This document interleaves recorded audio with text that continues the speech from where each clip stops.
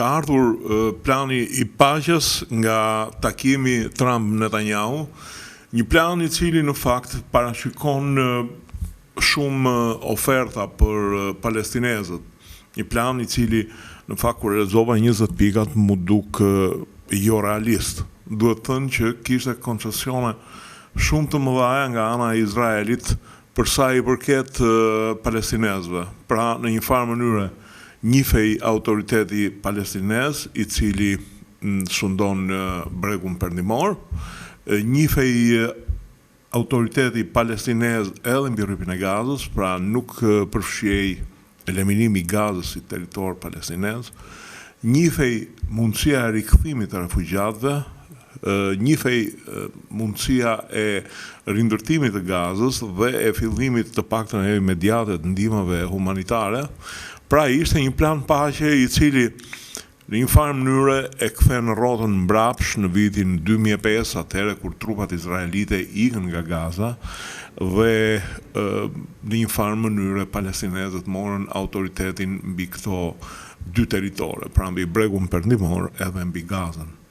Në fakt atëherë ishin ditë ku komuniteti ndërkombëtar ishte entuziast për të ardhmen e Palestinës.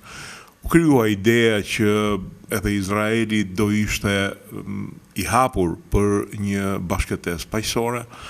U fol atëherë për mënyrën se si do lidheshin këto dy territore palestineze me njëri tjetrin nëpërmjet Izraelit.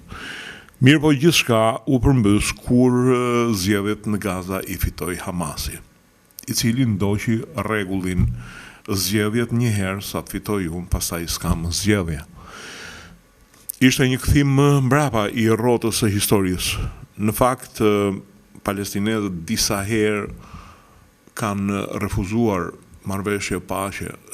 Duhet të përmend këtu paqen e afruar nga Ehud Barak, një kryeminist izraelit, ish ushtarak general I shumë dekoruar, I cili në një moment I tha Yasser Arafatit: plotësova 97% të kërkesave të tua. Të jesh I qartë që asnjë qeveri tjetër nuk do të afrojë kaq sa unë.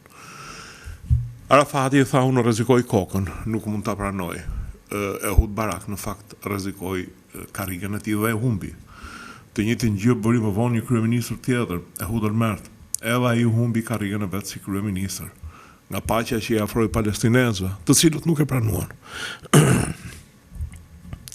Dramatike është që Hamasi nuk e ka pranuar këtë paqe. Çfarë do të thotë kjo?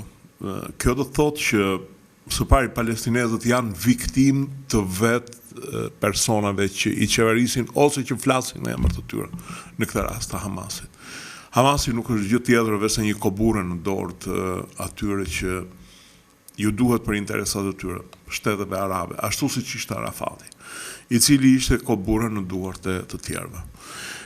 Dhe kjo shërben si një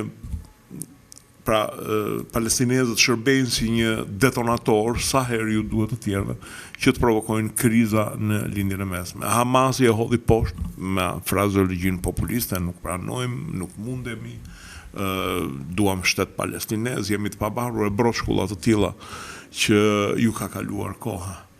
Palestinezët janë viktimat e para të Hamasit.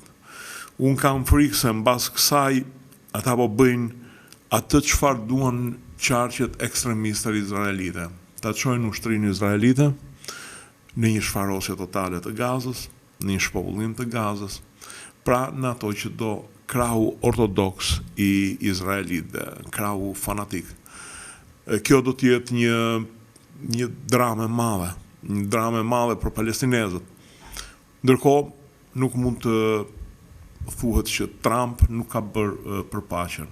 Ka bërë, por fatkeqësisht pësoi fatin e presidentëve të tjerë.